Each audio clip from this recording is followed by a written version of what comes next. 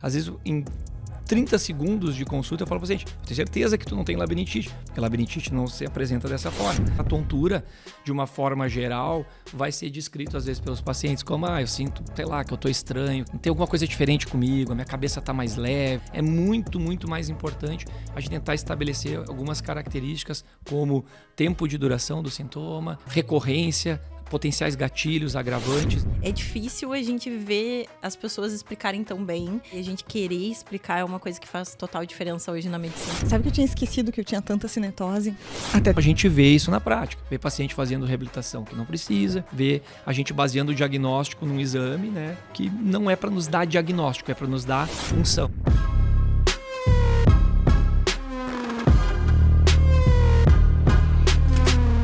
Olá, pessoal. Vamos começar o novo episódio do Papo Sem Neura. Hoje a gente trouxe um convidado super legal aqui. Depois eu vou contar como eu conheci ele. E a gente vai falar um pouquinho sobre tontura. É algo extremamente comum. A gente tem mais ou menos entre 2 a 4% das visitas de emergência relacionadas à tontura. Então a gente quer tentar explicar um pouquinho, conversar um pouquinho, tirar as dúvidas de vocês também.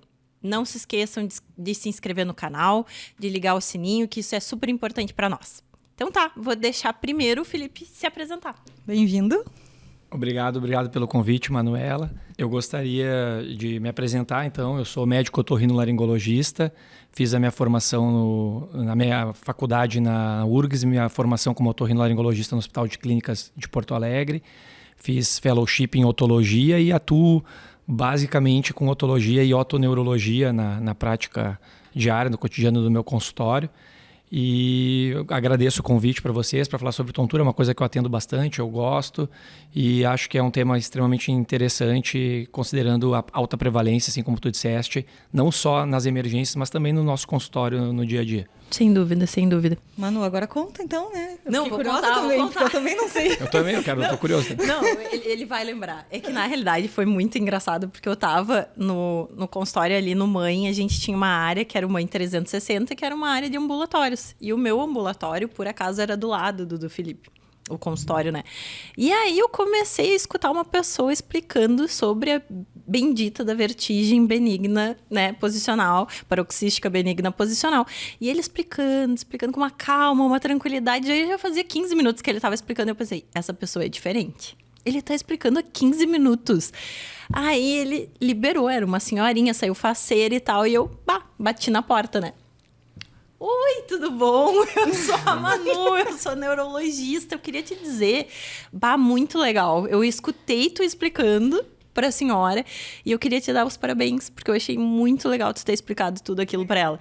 Então foi assim que eu conheci o Felipe, na cara dura, né? Super invasiva, mas é porque eu achei impressionante.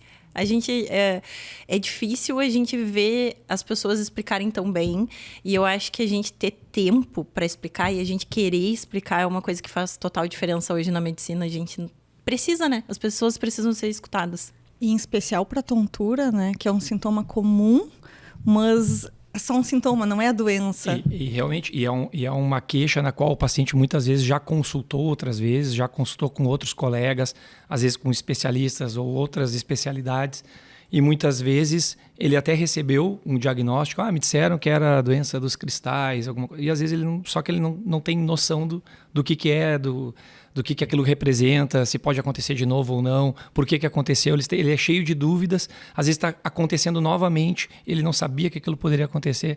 Então, em geral, eu costumo sempre explicar bastante. No caso da VPPB, que tu disseste, da vertigem posicional, eu explico para o paciente, às vezes até a fisiopatologia não é difícil de entender, eles gostam de saber, hoje eu filmo, né, as consultas ali, o exame físico, eu mostro para eles o nistagmo posicional ocorrendo, e os pacientes ficam extremamente satisfeitos, eles conseguem entender o problema e eles viram grandes encaminhadores. Isso eu ensino eles sobre a doença, eles fazem diagnóstico de forma impressionante. Eu recebo muito paciente encaminhado já com o diagnóstico dos próprios pacientes. Isso acalma, tu entender a tua doença acalma muito, né? Sem dúvida. E tu vê que é uma coisa... Claro, na hora foi totalmente aleatório. Meu colega entrando no meio do nada e aqui vindo me elogiar. Mas é que pra mim foi automático. Eu olhei aquilo e pensei assim, nossa, é diferente, né? É diferente. Então, tirando essa parte, né? Já que já fui invasiva, né? Suficientemente, agora vamos conversar um pouquinho sobre tontura. Vamos lá. Vamos começar pela parte assim mais prática. Para eu não estar tonto, para eu estar equilibrado, para eu estar numa homeostase, vamos dizer assim, o que eu preciso? Porque às vezes as pessoas ficam pensando que tontura é única e exclusivamente do ouvido. Mas não, tem toda uma fisiopatologia envolvida. Eu quero que tu tente nos explicar um pouquinho. Basicamente, o sistema do equilíbrio ele funciona com 3 grandes sensores, né? Que é o labirinto, né? O sistema vestibular periférico, o termo técnico que a gente utiliza, mas fundamentalmente o labirinto, a visão e a propriocepção, que a propriocepção seria relacionada à sensibilidade que a gente tem na musculatura, receptores de estiramento muscular, receptores que a gente tem de pressão na planta dos pés, receptores musculares, às vezes, nos músculos cervicais e posturais, que fazem com que essas informações visuais, proprioceptivas e vestibulares cheguem no sistema nervoso central e a integração entre elas é o que vai fazer com que o cérebro defina algumas ações, alguns reflexos, por exemplo, que mantenham a nossa sensação de orientação espacial, a nossa visão, o campo visual estabilizado na nossa retina e a nossa postura ereta. Então, a gente precisa desses 3 sensores funcionando. Cada um tem as suas peculiaridades, mas, basicamente, essa sinergia entre os 3 é que vai trazer um melhor equilíbrio e uma sensação de orientação espacial adequada para o indivíduo. Tá, então, até para o pessoal entender, né? São várias áreas, né, do nosso organismo, então basicamente a visão, a propriocepção e o ouvido, fazendo essa função de integrar, né, o nosso sistema para a gente ficar equilibrado. Mas então o que faz a gente ficar desequilibrado, a gente perder o equilíbrio? O que nos faz ficar tonto? Basicamente, se a gente perder ou tiver uma redução de função em algum desses sistemas, isso pode atrapalhar o equilíbrio. O labirinto acaba sendo o mais lembrado e, às vezes, o que recebe a maior culpa, porque dos 3 sensores, ele é o mais safo, ele é o mais ágil. Ele é aquele que tem uma velocidade de resposta maior. Então, toda vez que a gente faz o menor movimento que seja com a cabeça, o labirinto informou mais rapidamente o que está acontecendo. Então, assim, do ponto de vista do que estaria relacionado a gente perder o equilíbrio, seria perder qualquer uma dessas funções. Alguma doença da área da neurologia, por exemplo, uma polineuropatia sensitiva, pode gerar desequilíbrio, instabilidade, alterações visuais, né? A gente está perdendo visão, isso vai fazer com que a gente tenha dificuldade com o equilíbrio, mas se a gente botasse os 3 elementos, eu costumo dizer às vezes para os pacientes isso, que a gente olha um cego, às vezes, né, um paciente, um deficiente visual na rua, caminhando numa certa velocidade, sem problema, sem estar desequilibrado. E ele pode não estar enxergando absolutamente nada. Mas se a gente perde, por exemplo, função labiríntica de forma intensa e bilateral, a gente vai ter uma dificuldade tremenda, porque é o sensor, digamos assim, mais sensível e mais atuante no equilíbrio. Mas a perda da visão e a perda da propriocepção também atrapalham, também podem tirar esse senso de percepção espacial e principalmente gerar instabilidade e desequilíbrio crônico. E também muito por isso que muitas vezes a tontura acaba recebendo o nome de labirintite, né, referindo-se ao labirinto, mas a gente sabe que não é a grande maioria das tonturas, pelo contrário, é a minoria que é realmente uma labirintite, né? Isso. Em relação a terminologia labirintite, né, que não tem quem não conheça a palavra, praticamente quem já teve qualquer tipo de tontura na vida. E se girar, então, nem se fala, né? Se for uma sensação rotatória, se for uma vertigem rotatória, as pessoas têm mania de referir, né, e por conhecimento popular e, às vezes, por uma falha nossa, dos médicos em si, que tem preguiça ou, às vezes, né, quem sabe, falta de conhecimento de referir quando as pessoas têm alguma queixa relacionada à tontura ou a sensação vertiginosa e atribuírem isso especificamente ao labirinto. E aí, labirintite, né, acaba sendo a palavra lembrada, sendo que labirintite é um diagnóstico, né, é a terminologia de um diagnóstico otoneurológico, então é uma doença, é uma inflamação, é uma inflamação da orelha interna. Então a labirintite ela existe, mas ela é muito rara. Se vocês me perguntarem se eu vi alguma labirintite esse ano, eu vi uma concussão labiríntica por um trauma, né? Mas eu não vi uma labirintite infecciosa até agora o ano. Eu atendo tontura todos os dias, mas Todo dia eu abro a porta e entra um paciente dizendo, eu vim porque eu estou atacado da minha labirintite. Então, assim, a labirintite é uma doença rara, ela envolve a inflamação do labirinto, a gente vai ter perda auditiva e tontura associados, então é muito difícil a labirintite não induzir, não levar a perda auditiva. E boa parte dos pacientes que vêm consultar por tontura, eles não têm a perda auditiva ocorrendo de forma concomitante com o início do quadro. Então, a gente tem que ter cuidado, é uma das primeiras coisas que eu falo para os pacientes, eu sempre corrijo, eu não deixo isso andar adiante. Não. Da minha parte, eu sempre penso assim, eu vou parar por aqui essa continuidade de eu tenho labirintite. Eu falo, não, eu não sei ainda o que o senhor tem, mas eu tenho certeza que não é labirintite. Às vezes é a primeira coisa que eu falo. E muitos se surpreendem, porque já consultaram diversas vezes ao longo da vida e sempre tiveram sua labirintite, tomam seu remédio para melhorar dela. E muitas vezes são doenças recorrentes, como a VPPB, como uma migrânia vestibular, e que não tem nada a ver com labirintite, por assim dizer. Acho que até seria legal a gente aproveitar que tu já nos trouxeste o conceito de labirintite e a gente poderia, de repente, explicar o que é, então, a vertigem, qual é a diferença para uma tontura. Essa é uma questão também bem comum, essa é uma questão mais comum até dentre nós médicos, né? Na terminologia, na hora da gente descrever num prontuário, na hora que um residente vai passar um caso, um colega vai nos comentar.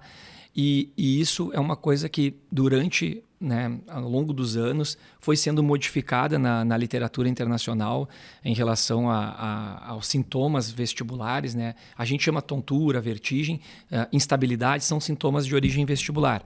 E, basicamente, a diferenciação entre eles, existem conceitos para diferenciá-los, porém, na prática clínica, às vezes, não é tão relevante, por um motivo. Não existe nenhum sintoma que seja exclusividade de uma patologia em específico.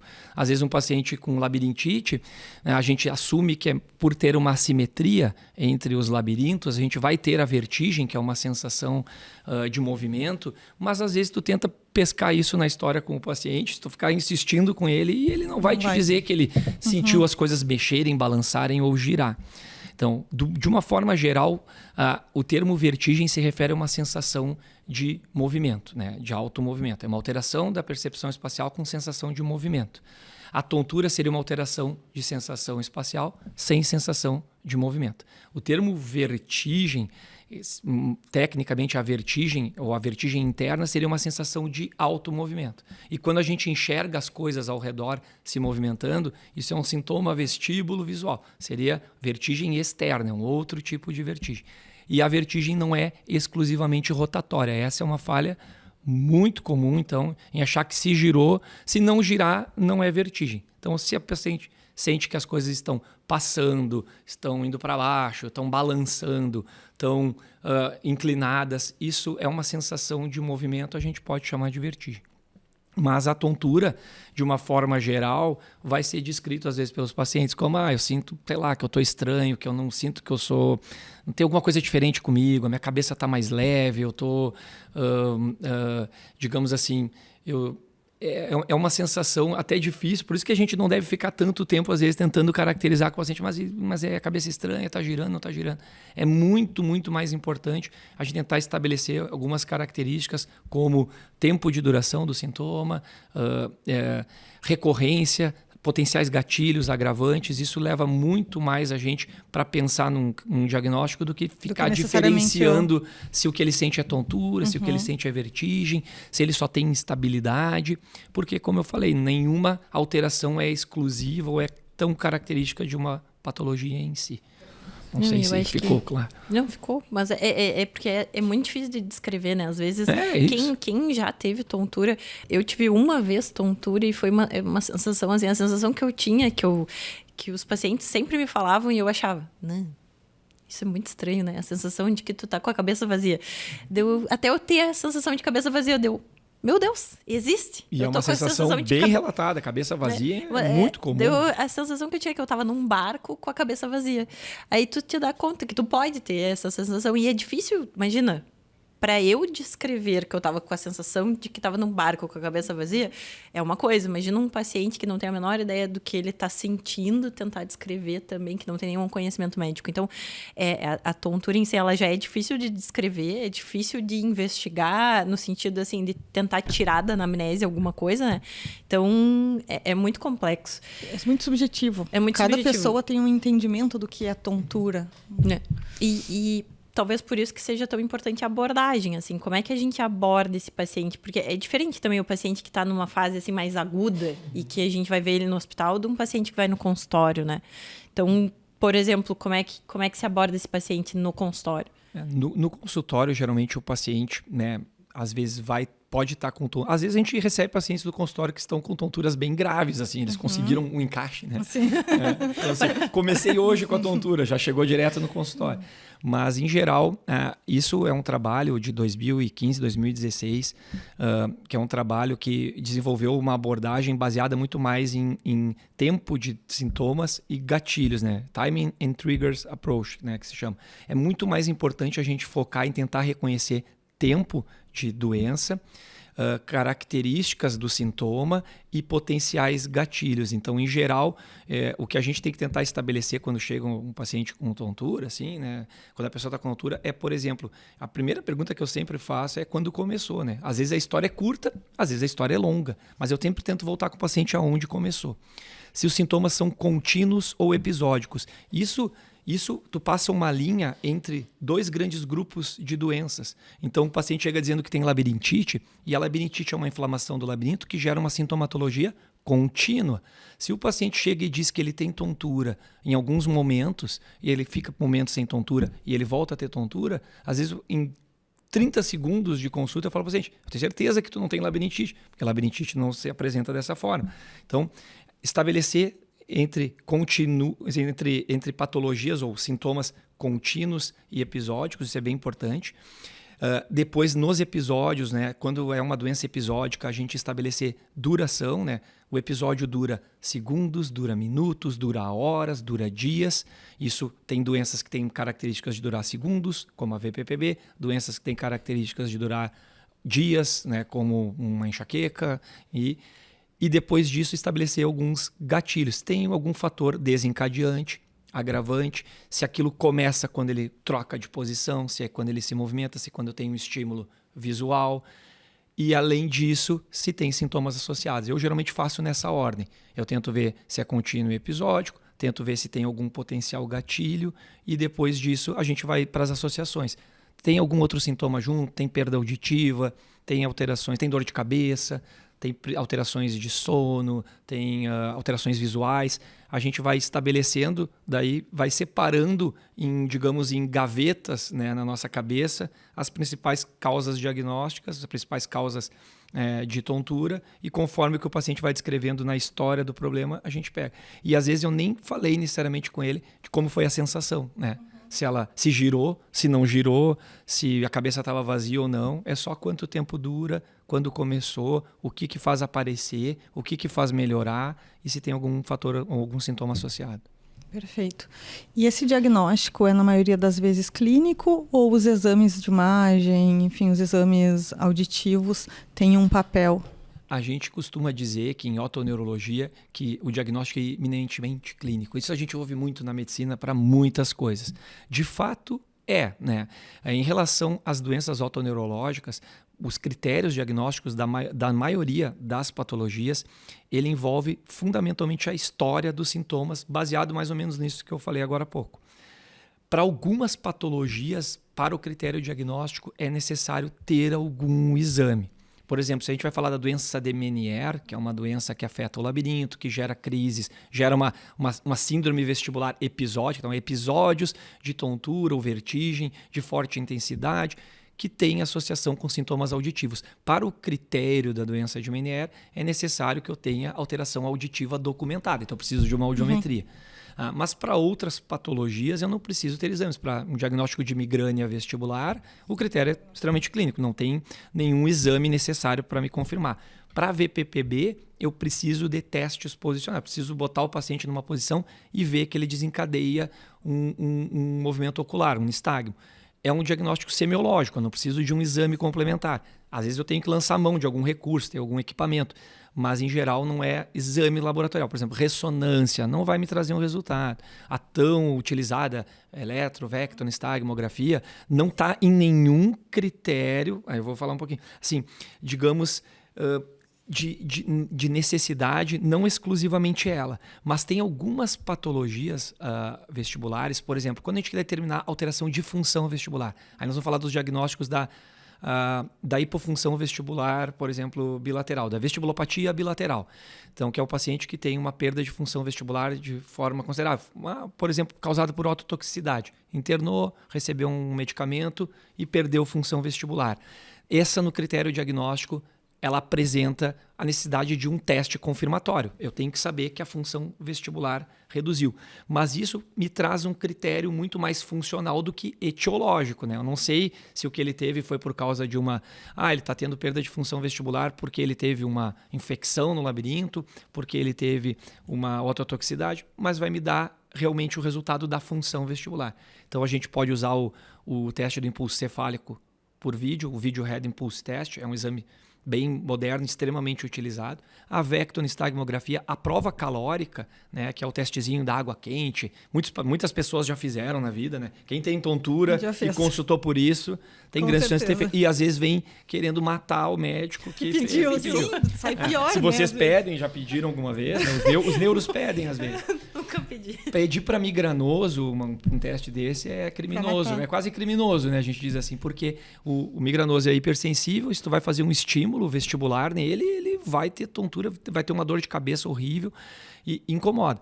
A prova calórica também está nos critérios. Então, às vezes, assim, para avaliar diagnósticos de hipofunção unilateral aguda, hipofunção bilateral, a gente precisa do teste. Mas para os diagnósticos assim, mais comuns, VPPB, para fazer um diagnóstico da doença de Mendel, a gente precisa da audiometria. Não precisamos de exames de função vestibular. E o exame não nos traz escrito o problema, né? Às vezes a gente o médico pede uma vecto e acha que ela vai, uma vectonistagmografia, e acha que ela vai trazer o diagnóstico. Ela vai te dar uma foto da função. E só falando sobre isso, a gente tem que ter muito cuidado, porque a fotografia da função, ela não remete necessariamente ao quadro clínico daquele paciente. O paciente pode estar vindo consultar por VPPB. Ele começou e ele teve 5 anos atrás, teve uma neurite vestibular e perdeu função à direita. Às vezes ele nunca vai recuperar aquela função. Aí tu faz a vectonistagmografia nele, ou faz um vídeo teste, dá alterado, mostra que ele não tem função, pega um profissional desavisado, tem que fazer reabilitação vestibular, tem um labirinto que não funciona, e manda para reabilitação. E ele está com VPPB, está com os cristais do labirinto deslocados, o tratamento para ele era colocar os cristais no lugar, e é completamente diferente. Então a gente vê isso na prática, vê paciente fazendo reabilitação que não precisa, vê a gente baseando o diagnóstico num exame, né, que não é para nos dar diagnóstico, é para nos dar função, ele nos dá uma fotografia da função e a correlação tem que ser feita com os sintomas clínicos, então a parte clínica ela é fundamental. O exame pode ajudar, mas ele não é assim totalmente necessário para a gente conseguir fazer a maior parte do diagnóstico e manejar esses pacientes.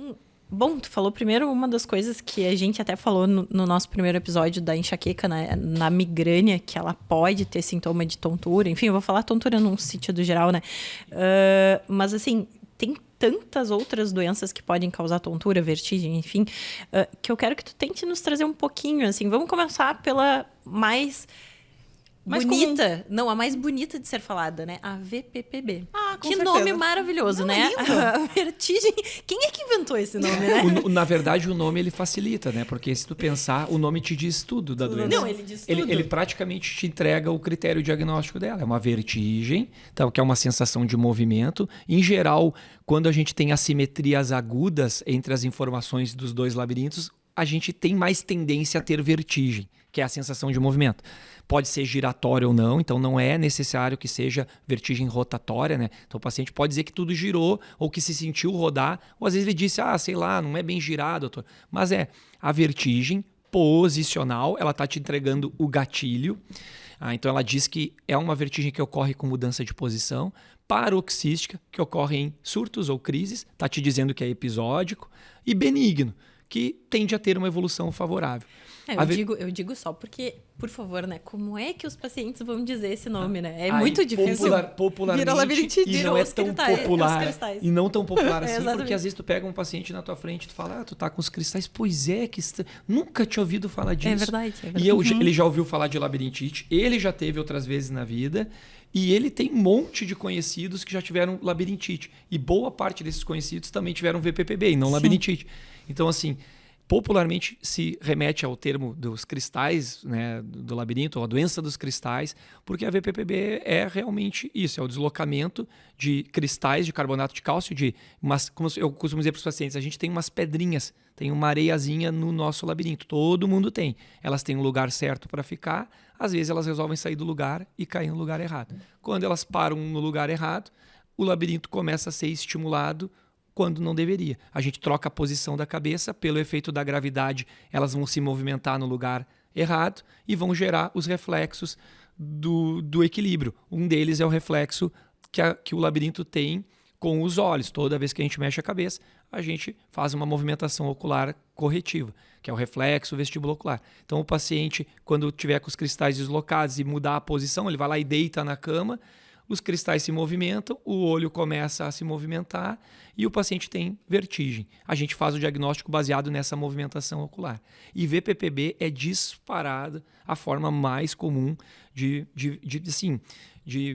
queixa ou de tontura, vamos botar assim, tontura ou vertigem que se apresenta no consultório. Abriu a porta, chegou, eu vim porque eu estou tendo crises de labirintite, eu estou tendo crises de tontura. O paciente já te deu duas formas, estou tendo crises. Entrou caminhando, sozinho às vezes. Dirigindo veio inclusive.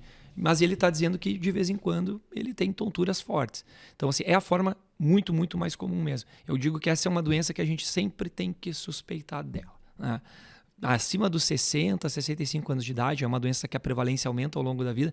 Então, tem literatura que traz que em idosos, assim, acima dos 70, 80 anos, que vão a clínicas geriátricas procurar um atendimento por qualquer motivo de saúde, em torno de 9 a 10% podem ter VPPB escondida. Ele nem está se queixando de tontura. Foi lá para revisar, sei lá, a pressão alterada. Se tu botar ele num teste posicional, tu vai ver que ele tem os cristais fora do lugar. E isso é pelo envelhecimento? A VPPB, a prevalência aumenta com a idade. As teorias do porquê isso acontece, né, não tem nenhuma certeza, mas acredita-se que, por exemplo, a estrutura do cristal vai se modificando ao longo do tempo, da matriz gelatinosa, onde ele se apoia lá dentro do labirinto, no utrículo, lá na região do labirinto onde elas ficam, também pode se modificar e favorecer o desprendimento. Outros fatores, como alterações vasculares, poderiam favorecer esse deslocamento. Então, é uma doença que é muito mais prevalente com a idade, mas a gente vê a partir do... Sim, em tese dá para ter em crianças, tá? Eu nunca atendi uma criança com VPPB. Já vi vídeos de crianças, né, que caracteristicamente estavam com VPPB, mas a partir dos 16, 18 anos eu já vi casos, 20, 30, é bem comum. Mas acima dos 60, 70, tontura episódica, a gente tem que suspeitar de VPPB. E outra coisa bastante comum é os pacientes contando que colocaram os cristais no lugar, né? Então, como funciona? Isso tu faz no consultório, tu encaminha para a reabilitação labiríntica? Como que funciona esse processo? A colocação dos cristais no lugar, são manobras, né? São mudanças de posição. Isso pode ser feito por profissionais habilitados. E aí, quem é habilitado a fazer isso depende do profissional. Em tese, né, o médico que atende tontura, que atende um quadro de VPPB, o neurologista, o otorrino, costumam, né, alguns fazem, né? Eu faço, eu não encaminho para ninguém.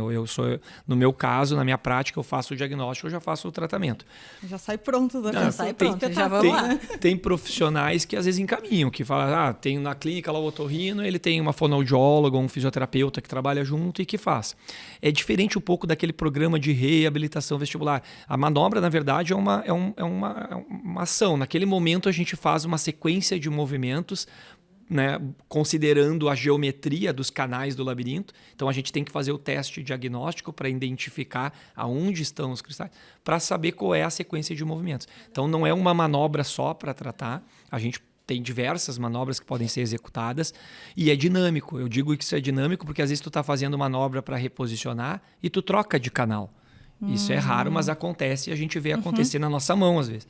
E quando troca de canal, tu tem que saber reconhecer e saber que tu tem que trocar a manobra que tem que ser feita. Legal. Então, isso é assim, dessa forma. E as manobras são tratamentos, parece aquela coisa assim, né? Parece, a gente estava comentando, né, antes, parece charlatanismo, parece mágica, né? Eu vou fazer aqui, vou mexer a tua cabeça para lá e para cá e vai ficar bem. E vai ficar bem mesmo. E o paciente, nossa, eu tô um mês tomando, né, todos os remédios. Eu fiz exame, eu não tenho nada, e como assim tu vai chegar aqui e vai fazer sacudir um pouquinho. 3 minutos ali, 3 minutinhos, tu vai botar no lugar. E funciona mesmo, as evidências são altíssimas, é o tratamento padrão ouro, nenhum outro tratamento é capaz de reposicionar os cristais. Eu sempre digo para os pacientes assim, depois que saiu do lugar, só tem duas coisas só tem duas formas disso melhorar. Ou eles voltam sozinhos, ou a gente ajuda eles a voltarem para o lugar. Mas medicação ou qualquer outra coisa não vai resolver. Eles podem retornar espontaneamente. Por isso que tem tanta gente por aí que toda vez que tem, toma o seu labirinto lá, e acha que é do remédio. A sua betestina, a sua flunarizina por 30 dias e aí dá uma melhorada. Aí tem de novo, toma e melhora. Tem de novo, toma e melhora. Daí aparece no consultório porque dessa vez não melhorou. Não melhorou. Certo. Porque dessa vez ele caiu na estatística dos que não vão resolver espontaneamente com o tempo ou vão precisar de mais tempo. E aí ele está incomodado, está receoso, está preocupado. Aí a gente faz o diagnóstico e reposiciona. Isso quando não ficam 10 anos com o remédio, né? Que daí Ficam. vem... isso tem muito. Um monte. Betestina fixo na lista de Exatamente. Fixa. E mudam totalmente o padrão de vida. E aí a tontura da VPPB, que era para ser uma tontura episódica, ela praticamente é uma tontura constante. Aquele indivíduo, ele entende o equilíbrio dele como... que não é bom, ele entende que ele tem um problema, né? Que eu tenho labirintite, então eu tenho que cuidar quando eu me levanto, eu não posso fazer tais coisas.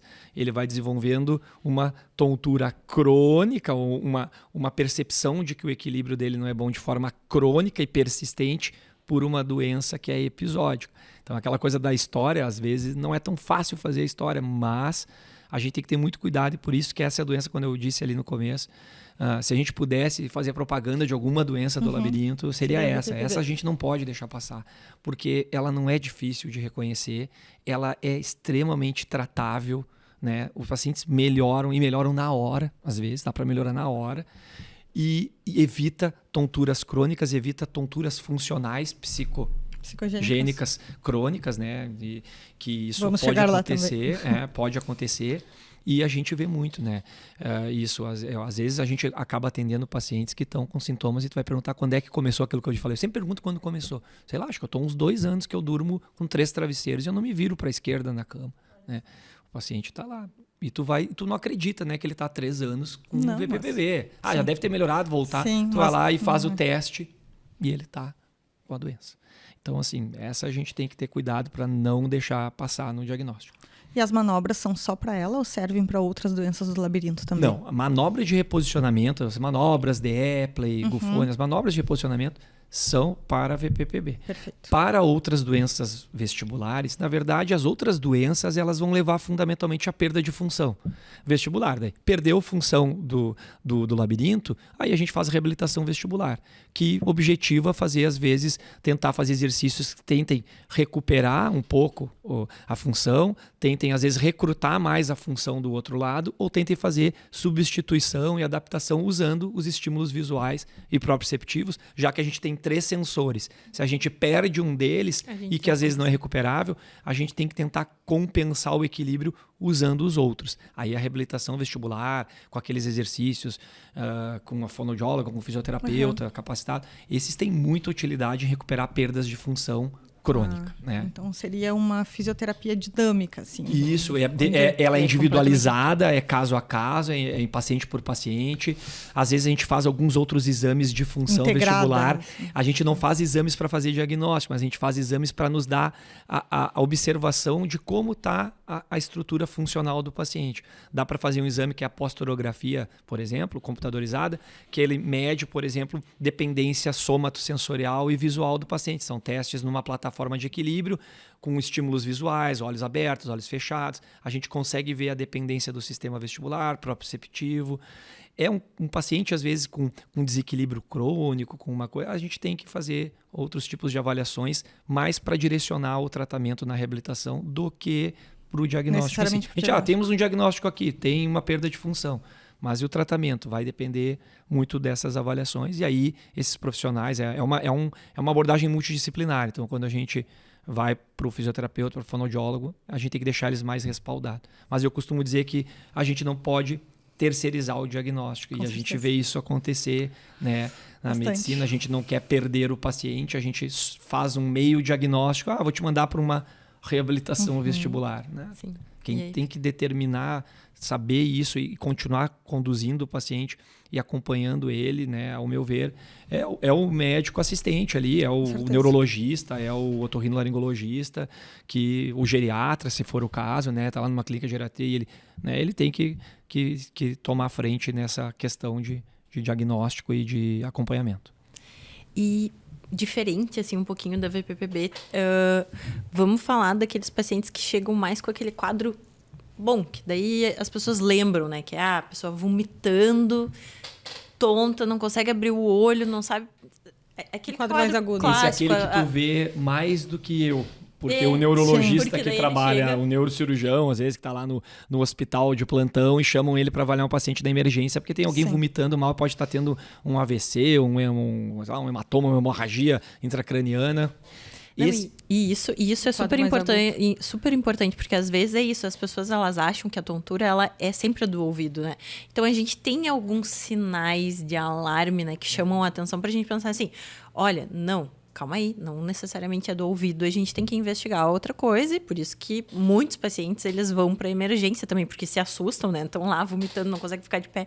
Então, o que a gente tem que pensar nesses quadros mais agudos e o que a gente pode pensar de sinal de alerta, assim, eu tô tendo isso, o que eu tenho que me chamar a atenção para eu ir para emergência? Na verdade, dificilmente um quadro de vertigem aguda, independente de ter sinal de alerta ou não, o paciente vai para emergência. Né? E eu costumo dizer que tem que ir para emergência. Né? Porque ele não consegue caminhar. Eu atendi uma paciente essa semana e eu comecei a vomitar e eu não conseguia ficar de pé. Meu marido veio, me levou, me vestiu do jeito que deu e me levou para emergência. Chegando lá, eu vomitei na chegada. Então, assim, é um quadro extremamente desolador, né? E o paciente tem a sensação dele, eu estou morrendo, né? Eu estou tendo uma coisa mais grave. Se for um idoso, então, que já tem comorbidades, aí ele tem certeza. E o filho que está vendo, né, agora está tendo uma isquemia, está tendo alguma coisa. Né? Então, o diagnóstico diferencial da síndrome vertiginosa aguda, vamos dizer, síndrome vestibular aguda, que seria o termo mais técnico, uma tontura de início abrupto, súbito, com sintomas extremamente incapacitantes, sintomas neurovegetativos associados, náusea, vômito, e que gera uma instabilidade, um desequilíbrio importante.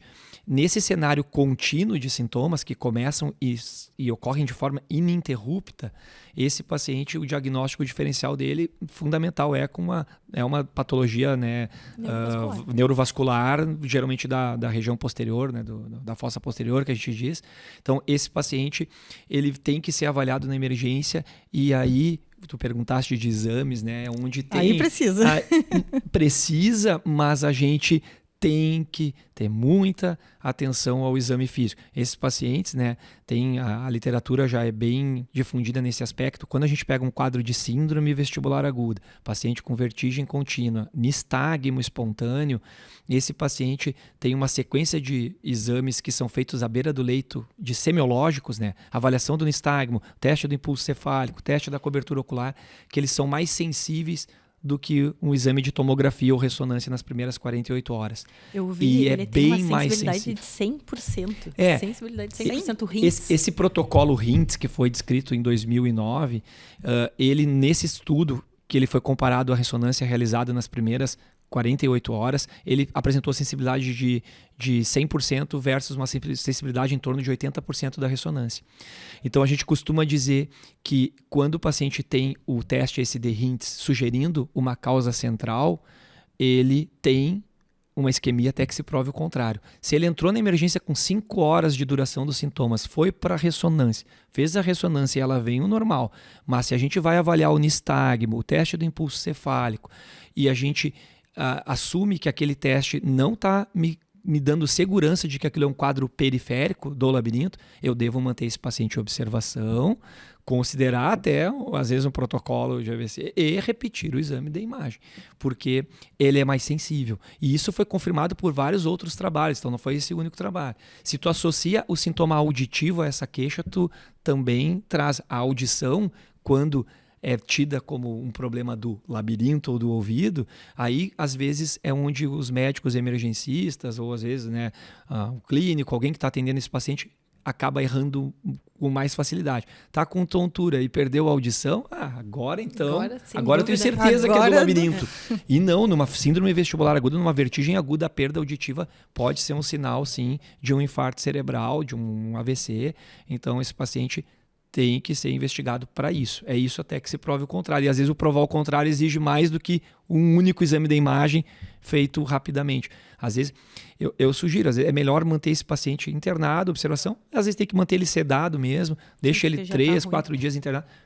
Refaz um exame mais adiante, se continuar mantendo o exame físico alterado. Então, assim, é importante fazer no sinal de alerta, né?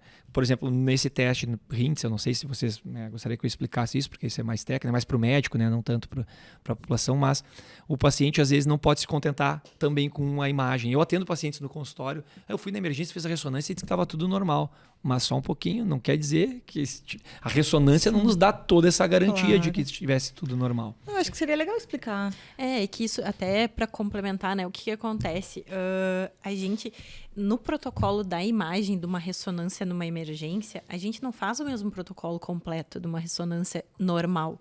Então, é um tempo mais curto, porque a gente quer ver, basicamente, se tem isquemia, se tem sangramento, pronto, acabou. Então, o protocolo é mais curto. Os cortes que a gente diz assim, se eu vou ver uma imagem do crânio, eu vou fazendo pequenos cortezinhos para ver cada sequência ali do cérebro. Imagina assim, se eu faço um corte que ele tem, sei lá, 5 milímetros e um corte que tem 10 milímetros, nesses 10 milímetros é muita diferença. Eu posso não ver a isquemia que esse paciente está tendo. E às vezes a gente não vê, por exemplo, dissecção, que é quando o vaso ele se rompe a parede. Assim. Às vezes a gente vai ver o vaso romper, a pessoa ter a dor de cabeça e vai ver a imagem de uma isquemia muito tempo depois. Então, isso é super importante. O paciente que ele tem esse sintoma da síndrome vestibular aguda, a gente inclusive classifica no protocolo assim, da neurologia, a gente classifica por risco. E aí lá tem um número X, que é o número 3, que é do ABCD2, não precisam saber disso. Mas, enfim, que a gente classifica assim, mesmo que ele tenha sinais do HINTS, que é esse teste que eu vou pedir para ele explicar, que seja sugestivo de algo periférico, a gente mesmo assim interna e faz tudo. Então, porque não adianta, a gente tem que investigar. O paciente está ali, não custa nada, né? Deixar ele mais sedado, mais confortável, porque já está vomitando, já está tonto. Com certeza. Não tem porquê. Em relação a outros sinais de alarme, então só às vezes antes do HINTS, porque o sinal de alarme ele já nos leva para o caminho de pensar em algo central mais precocemente. Então, acho que questões assim, tu disseste uma aí agora, dando exemplo da dissecção, que são uma cefaleia, uma dor de cabeça muito intensa, incomum para aquele paciente, ele nunca teve uma dor daquelas na vida, então se ele está tendo tontura junto com uma dor de cabeça muito forte, algo novo, né, um quadro agudo, isso é um sinal de alarme, né? Existe uma possibilidade de ser algo mais grave. Alterações visuais, enxergar duplo, alterações de fala, ficar com a fala mais arrastada, alterações de sensibilidade na face ou nos membros, alterações de deglutição, de rouquidão, né, a disfonia ou a disfagia, que é a alteração de deglutição, são sinais de alarme para a gente pensar em alguma patologia, né, vascular da fossa posterior. Em relação ao HINTS, então a gente costuma dizer que ele seria o teste a ser aplicado no paciente com a síndrome vestibular aguda supostamente isolada. É aquela que a gente não identificou nenhum outro sinal de alarme, nenhum outro sintoma neurológico, focal, específico. Então, basicamente, é um paciente com tontura aguda. Ele precisa ter nistagmo para ser feito o HINTS. Isso é muito comum a gente ver. Eu vejo às vezes eu pego notas de alta, boletins de alta dos pacientes, quando eles vêm no consultório te mostram, e está lá no exame físico do paciente, está lá, sem nistagmo. Aí HINTS, não sei o que. Em tese, se tu não tem nistagmo, tu não tem como aplicar o protocolo. Ele envolve a avaliação do nistagmo, que é um movimento involuntário do olho gerado pela assimetria de função do sistema vestibular. Em geral, o nistagmo do paciente com doença periférica, ele é um nistagmo unidirecional, né? Horizonto rotatório, em geral, né? E que bate sempre para o mesmo lado, ou para a direita ou para a esquerda, independente para onde a gente olhe, né? Então a gente sempre pede para o paciente olhar para um lado, olhar para o outro e ver se o nistagmo mantém a direção. A inversão de direção é um sinal de centralidade, então já botaria o paciente para uma avaliação. O segundo teste que a gente faz nessa ordem, porque o paciente vertiginoso, quem examina sabe, ele está assim, sentado, de olhos fechados, não quer nem abrir o olho, não quer nem se mexer. Para tu pedir para ele abrir o olho para olhar para um lado e para o outro, ele já não quer. Aí a gente vai fazer o teste do impulso cefálico, que é virar a cabeça rapidamente para um lado ou para o outro, pedindo para ele olhar para um alvo fixo. Geralmente o examinador pede para olhar para o próprio nariz ou para o ombro e vira a cabeça rapidamente. O reflexo entre o labirinto e os olhos faz com que a gente consiga manter o olhar paradinho no alvo. Se a gente perde o reflexo numa doença periférica, o olho vai acompanhar o movimento da cabeça e depois ele vai voltar no que a gente chama de uma sacada refixatória. Se acontecer a sacada, isso é um sinal mais periférico. Se o paciente está vertiginoso, está com nistagmo, às vezes o nistagmo até fiquei na dúvida, acho que é unidirecional. Mas se eu fizer esse teste e ele não tiver sacada em um dos dois lados, a gente tem que considerar que possa ser central. Se ele tiver sacada bilateral, também é algo para se preocupar, porque não é comum a gente ter uma síndrome vestibular aguda por um quadro bilateral. E o terceiro teste é o teste da cobertura ocular, que a gente cobre o olho alternadamente e vê se os olhos fazem um desvio oblíquo naquele momento. Se acontecer esse desvio oblíquo, não é algo exclusivo de doença central, mas é mais comum de acontecer em doença central. Então, o teste é para ser sensível. Então, por isso que ele considera que a gente tenha qualquer um desses testes alterados, a gente encaminha. E eu só considero periférico se ele tem todos eles sugerindo algo periférico. O nistagmo unidirecional, o impulso cefálico tem a sacada e o teste de cobertura não mostrou alteração, desvio oblíquo. E o paciente não tem perda auditiva. A gente tem que acrescentar, não tem sintomatologia auditiva. Aí a gente entrega para o neuro. Se o ABCD2 dele ainda for muito ruim, né? Um hipertenso descontrolado, sim, um diabético, né? Um idoso, às vezes vamos segurar mais um pouquinho ele. Acho que aí a gente erra para mais, não tem porquê. Só que na prática, às vezes, né? Tu deixa passar algumas coisas. Tu deixa passar algumas coisas graves. Eu já estava conversando com a Manuela em off ele antes, que eu peguei dissecção já no consultório, que passou, né, de emergência neurológica, né? E a gente tem um monte de ressonância, caminhões de ressonância feitos em VPPBs. Olha só. Exatamente. Aos montes, não. Eu atendo VPPB que eu atendo no consultório, que foi para o hospital, acaba em ressonância. E esse paciente, às vezes, numa anamnese, no exame físico, tu tem certeza diagnóstica, né? Isso é muito tranquilo. Não é o RINTS que a gente aplica nele, porque ele tem aquela coisa, anamnese. Quando é que começou a tontura? Começou quando eu acordei de manhã e fui levantar. E tá sentindo tontura quando deita, quando vira. O paciente às vezes não tá se mexendo muito, né? No primeiro dia. É um idoso, tem o ABCD2 lá em cima. Mas lembrem, VPPB é muito mais comum que um AVC de fossa posterior. Muito, mas muito, muito, muito, muito mais comum. Então é melhor tu bota esse paciente, deixa o leito dele para trás, bota um travesseiro nas costas, deita ele para trás e às vezes a gente vai enxergar a VPPB e ali acabou. Tá. Né? Eu tô rindo aqui porque eu sou uma amostra viciada, né? Porque o que chega? Pega o extremo. O que chega para mim? Sim, pega todas as AVC de fossa posterior, sangramento, tumor. Então, vocês falam na imagem, eu fico pensando assim, eu não sei trabalhar sem imagem. A imagem, claro, para ti, ela te mostra o problema onde tu vai atuar, exatamente. Isso tá errado, porque tem vários momentos que realmente ela não é necessária, né? Mas acho que a gente, enfim, de uma forma um pouco errônea, acaba ficando um pouco fixo ali. E também tem uma coisa, assim, que eu penso, tem um problema da ressonância na emergência que eu vejo que é assim, ó, primeiro tu achar que ressonância limpa não é nada. Começa por aí. Eu ia falar exatamente isso agora. Porque tem isso, assim, então tá, então a ressonância tá limpa, não é nada. Aí começa um problema muito maior, porque daí talvez tu nem escutou a história. E aí a história, de novo, a anamnese, a gente bate, eu acho, nisso várias vezes em cada episódio. A anamnese, tu ter o tempo de escutar o paciente é extremamente importante, porque muda completamente a tua conduta. Exatamente. E segunda coisa que às vezes a gente realmente exagera, pede ressonância para tudo. Então, o paciente tu já não escutou. Tem uma VPPB. Se tu não colocar para deitar, se tu não fizer a manobra, vai vir a ressonância limpa, daí às vezes tu interna, daí tu vai fazendo 50 mil outros exames. Pô, talvez era ali 5 minutos que tu tivesse feito o exame, tu matava a charada. Então, tem isso, sabe? Felipe, vamos falar um pouquinho, então, de uma outra doença que tem a tontura como um sintoma associado super comum e que muitas vezes passa completamente despercebido, que é a enxaqueca, né? A gente tem a enxaqueca vestibular, a gente tem muitas manifestações que podem ser desde a aura, né, vindo como tontura. E eu faço parte desse time. Ali no episódio da enxaqueca eu contei bastante sobre a minha experiência, mas é um tipo de aura que eu tenho também.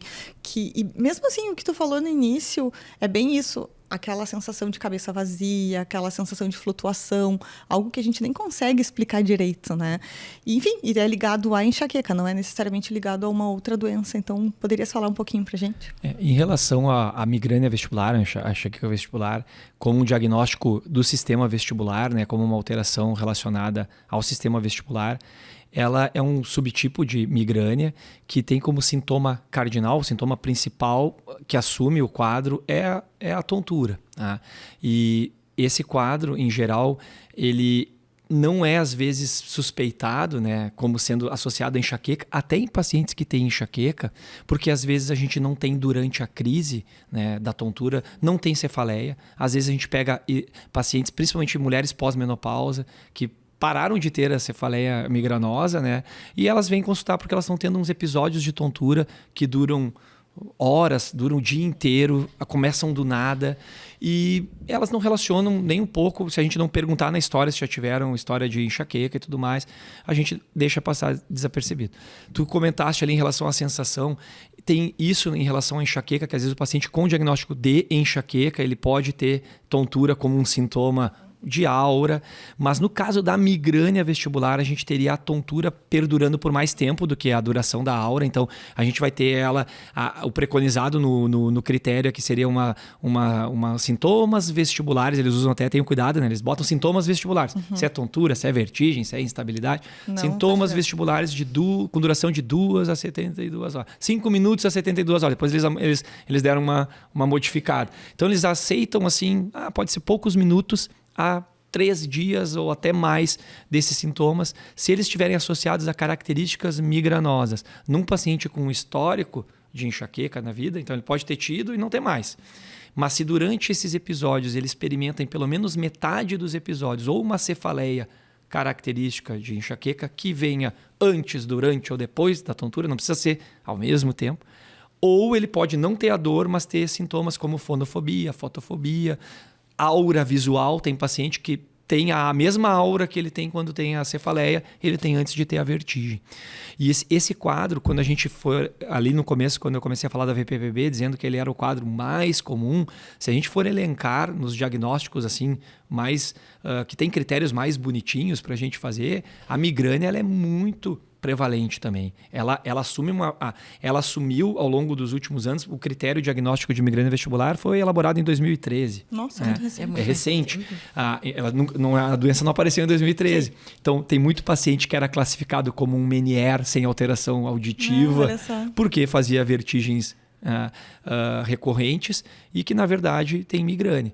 Então, assim, ela é muito mais prevalente. Ela tem prevalência estimada pela literatura 10 vezes maior do que a da doença de Meniere. Então, assim, ela é muito mais comum. Quando a gente tem uma vertigem episódica, que não é por causa da mudança de posição, porque dura segundos, que é dos cristais, mas é um paciente que tem uma tontura duradoura e vem em surtos espontaneamente. Ela não tem um gatilho, vem do nada. Eu estava almoçando com a minha família. Outro dia eu estava caminhando na rua. Outro dia eu estava no trabalho. Então, geralmente é uma tontura que surge de forma espontânea, que nem a crise de enxaqueca. Melhora com o antimigranoso. A vertigem, no caso, o antimigranoso da vertigem aguda, da tontura aguda, é o sedativo vestibular. No caso ali, a gente... Estudos mostrando, se tu usar um antimigranoso, né, como os triptanos, por exemplo, às vezes eles não reduzem tanto a crise da migrânia vestibular. Tem que ser, às vezes, o dimenidrato, a meclozina, que é o Meclin. Então, tem que ser algum desses fármacos sedativos vestibulares. Mas é um diagnóstico assim que às vezes demora para ser feito também e está na nossa cara, porque às vezes tu vai conversar com o paciente E ela já tem a migrânia, e durante as crises de vertigem ela tem fonofobia, fotofobia. As crises têm os mesmos precipitantes, né, que a gente estava discutindo ali antes, a cafeína, a privação de sono, o estresse. Então, é uma doença de hipersensibilidade. Aquele indivíduo tem o sistema nervoso central hipersensível, pode ter crises álgicas e pode ter crises vestibulares. Às vezes as duas ao mesmo tempo, às vezes dissociadas em tempo ao longo da vida, às vezes, né, muito comum o paciente passa a tontura e vem a dor de cabeça. Então, isso eles relatam bastante também.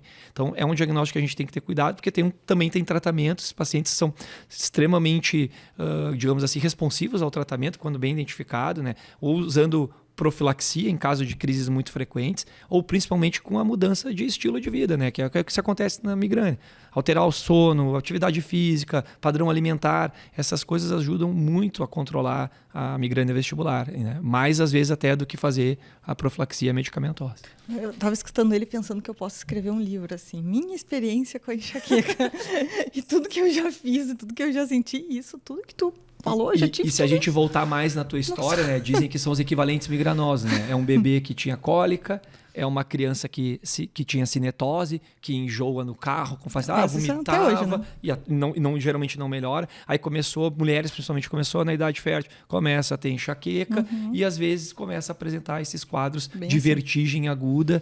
E aí agora o que eu tenho? É uma doença do labirinto, é uma labirintite? Não, é a tua doença se mostrando outras faces dela ao longo da vida. Felipe, tu citaste a cinetose e recentemente eu descobri, um colega meu até de trabalho que me mostrou que também tem cinetose, que no próprio iPhone agora tem, enfim, uma função que é a função de movimento. Enquanto o carro anda, tem umas bolinhas assim que vão enganando, né, o teu cérebro através da visão. Na verdade, o que acontece? Eu descobri isso através de um paciente. Olha só. O paciente me contou, doutor, o senhor sabe que o iPhone tem agora umas bolinhas ali que a gente coloca e tu sabe que isso me ajuda. E eu já escutei, eu sugiro para alguns e já escutei de outros pacientes que realmente ajuda. A cinetose, em geral, é muito comum, às vezes é motivo de consulta. Tem paciente que vem referir, eu enjoo muito, eu tenho muito problema quando eu viajo, agora eu vou fazer uma viagem de barco, fazer um cruzeiro e estou com medo. Viagem de barco é algo...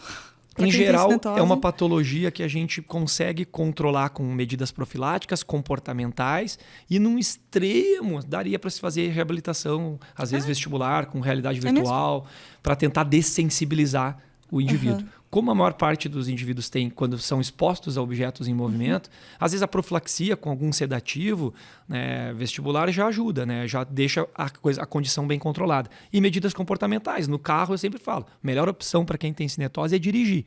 Sim. Se tu não dirige, a segunda opção é ir no carona na frente, olhando o trajeto. Saber o trajeto é importante. Eu sei aonde vai dobrar, aonde vai desacelerar. Isso reduz as surpresas para o córtex cerebral. Então, ele já sabe o que está acontecendo. E, de certa forma, em último caso, se for atrás, não ler, não baixar a cabeça, tentar manter a concentração. Sabe que eu tinha esquecido que eu tinha tanta cinetose até ter filho e começar a andar no banco de trás com o bebê? Nossa, lembrei rapidinho. Lembrou rapidinho. É o clássico das mães, né? Eu pulo pro banco de trás, eu fico olhando pro lado, eu tenho que acudir ali porque tá chorando e já começo a enjoar, né? Eu já escutei da minha esposa também, quando ela vai para trás e ia, ela assim, enjoei, agora fiquei enjoada. E acontece mesmo. Para o carro, começa tudo. Que é isso, tu desvia a tua atenção, o teu foco visual está em outro lugar e o labirinto detectando o movimento. Né? Bom, então vamos falar um pouquinho sobre uma coisa que é também muito, muito frequente, que é a questão psicogênica. A gente tem a tontura relacionada mais a sintomas de ansiedade, enfim. Como é que funciona isso? Porque, infelizmente, a gente está vendo cada vez mais, né? Exatamente. Cada vez mais pacientes com sintomas somáticos, né? Se a gente voltar para a prevalência das patologias, né? A VPPB é a mais comum, a migrânia vestibular é extremamente prevalente e eu diria que, né, quase que no segundo lugar no consultório, empatado com a migrânia, a gente vê bastante migrânia mesmo, são as tonturas relacionadas, vamos dizer assim, relacionadas à ansiedade, porque a gente pode ter tontura psicogênica. A própria migrânia, às vezes, o grande gatilho dela é um transtorno estressor ou ansiedade. E a gente tem um diagnóstico que se chama tontura postural perceptual persistente, a TPPP. Isso é mais difícil. O critério diagnóstico da TPPP é de, agora, acho que 2017, alguma coisa assim. É recente. Ele reuniu vários tipos de tonturas psicogênicas, por exemplo, tontura postural fóbica, algo que acontece com os pacientes pós-VPPB que nunca mais querem deitar ou virar na cama ou não baixam a cabeça. Era um diagnóstico, a tontura postural fóbica. Aí tem as outras tonturas postural crônica. Em geral, a TPPP ela é tida, nesse cenário, ela é tida como um transtorno de origem vestibular. É o sistema vestibular que fica atrapalhado quase sempre por condições psicossomáticas associadas. Ou é um paciente que teve um transtorno vestibular verdadeiro, o paciente tem uma doença vestibular, fez uma neurite vestibular, fez um quadro de VPPB, tem doença de Meniere, tem migrânia. E o fato dele ter vertigens na vida gerou uma sensação angustiante nele e ele desenvolve uma sensação crônica. Mesmo para doenças que são tidas como doenças agudas, por exemplo, como a Meniere, eu tenho a crise, eu melhoro. A migrânia, eu tenho a crise, eu melhoro. Mas o paciente, às vezes, eu estou sempre tonto, eu estou sempre instável, ele tem uma queixa persistente. Esse é um transtorno mais funcional que envolve questões psicoemocionais. São pacientes geralmente com ansiedade, com transtornos psiquiátricos mais importantes ou às vezes que foram desencadeados por momentos estressores emocionais importantes. Aí entra realmente a origem psicogênica. E a ansiedade em si também podendo gerar sintomas como tontura e ataque de pânico, ou transtorno do pânico, podendo gerar crises vertiginosas francas. Então o paciente pode ter, assim como o paciente com pânico, pode ter falta de ar, palpitação, ter formigamento, ele vai ter vertigem. Às vezes vão descrever, tudo girou, vomito, eu passo muito mal, e aquilo está associado a um quadro agudo de ataque de pânico, de ataque de ansiedade.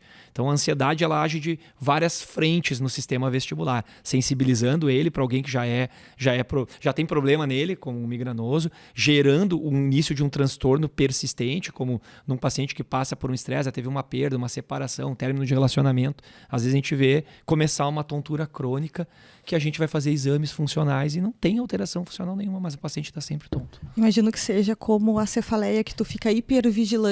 Então, qualquer coisinha já desencadeia um medo de sentir dor, já começa a tomar medicação e entra naquela bola de neve, né? Exatamente. E esse paciente é o paciente que ele consulta com vários profissionais, Sim. Ele já tomou vários remédios, ele às vezes foi encaminhado para reabilitação, ele não melhora. E é um paciente que quando é a TPPP, quando é essa tontura funcional, é o paciente que tu vê que apesar de tudo isso, ele não tem um desequilíbrio, uma instabilidade perceptível por terceiros. Muitas vezes eles estão em consulta com um familiar e eu questiono, tu percebe que ele caminha de lado, é desequilibrado?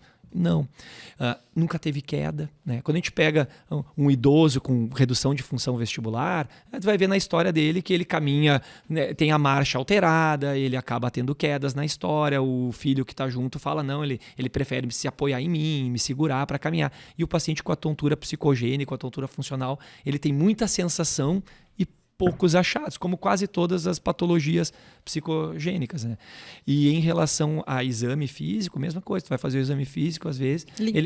Limpo. Às vezes ele começa alterado, vai fazer lá os testes de posturais, mas aí tu distrai o paciente e melhora. Então, assim, a gente tem que ficar atento, porque é um diagnóstico muito prevalente, leva a exames desnecessários, a múltiplas consultas. Às vezes são pacientes que já têm sinais de transtornos psicogênicos, eles já tiveram no cardio por causa de dor no peito, já tiveram no gastro por causa de dor, e agora eles estão com a tontura no consultório como sintoma somatizando o transtorno psiquiátrico que eles têm de base.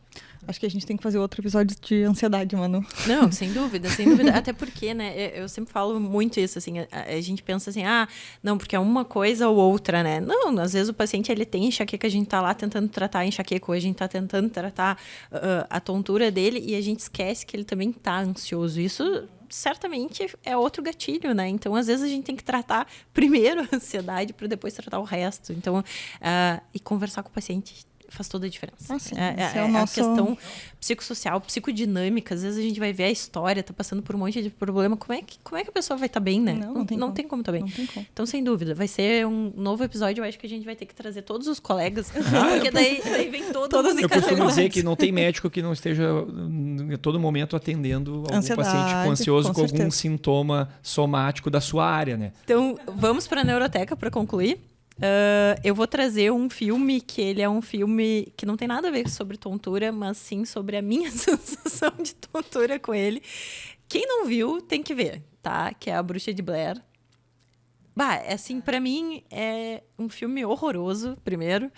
Mas foi genial. E aí eu não consegui terminar o filme, tá? Eu comecei a ter um mal-estar que eu tive que parar e vomitar. O que tu tiveste é o oposto da cinetose. Tu teve um conflito intersensorial. Tu tava vendo um estímulo visual muito complexo, muito movimento visual, sem tu estar te movimentando. Exatamente. Isso gerou desconforto pra ti. Não, e foi realmente assim, eu tive que parar. E eu vomitei mais de uma vez. Eu tive que parar mais de uma vez no filme por causa disso. Terminei de ver o filme? Terminei. Não sei por que eu terminei, né? Eu devia ter parado. Bom, mas enfim, né? A curiosidade fala mais que nem a cinetose, tem que descer. Tem que descer. Né? Tu tem que descer do objeto. Tu tem que parar de... O que fazer. Mas enfim, é um clássico, é um filme de suspense, enfim, antigo. Não sei se vale a pena, assim, não indico para quem tem uma hipersensibilidade, mas enfim. Não, mas é um clássico. Na nossa época já estamos nessa fase. Já estamos na nossa época não era muito bom. Muito alto sobre isso. E eu não sei se vocês querem trazer mais alguma coisa. Bom, eu fui para minha cola, né? Porque eu não sabia nenhum, então eu perguntei pro Gabriel. Ele me lembrou de um filme que é Um Corpo que Cai, um filme super antigo, de 58, que fui pesquisar, achei interessante porque traz a vertigem como um sintoma real do personagem principal, mas também como uma metáfora para o que está acontecendo ali dentro dessa história. Né? O personagem ele tinha uma causa orgânica, mas ele tinha um componente emocional muito forte. Então, acho interessante, assim, principalmente depois que a gente falou sobre as questões psicogênicas e tal. E uma curiosidade é que ele usou um efeito de movimento de câmera que distorce a profundidade. Então, pra gente também sentir essa distorção. Manu, não assista esse filme, tá? Não assistirei. Isso não é pra ti. Não tem pra quê, né? E eu trouxe uma série que a gente já trouxe no episódio de autismo, que é a Atypical, da Netflix. Não é, né, evidentemente é sobre o autismo, a tontura ali não é a questão principal, mas como são pacientes que têm dificuldades sensoriais também, traz muito essa questão deles se sentirem tontos, deles não conseguirem tolerar alguns ambientes, etc. Então achei que seria legal de trazer hoje também. Perfeito. Ótimo. Felipe, muito obrigada por ter vindo. Excelente. Desculpa Nossa. a insistência. Não tem problema. Valeu a pena. Se não insistisse, eu incomodei. Então agora a gente já pode começar a insistir pro próximo. Tem muita coisa ainda pra gente falar. Dá pra ficar uma vida falando e ainda não vamos falar tudo. Não vamos falar legal. tudo. Obrigada mesmo.